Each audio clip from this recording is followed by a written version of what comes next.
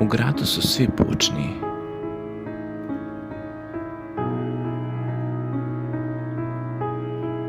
A ovdje čuješ samo sebe.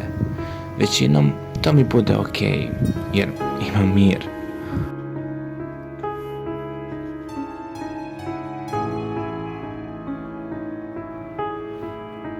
Ali ponekad tišina budi traume, a to je najgore od svega na ovom mestu.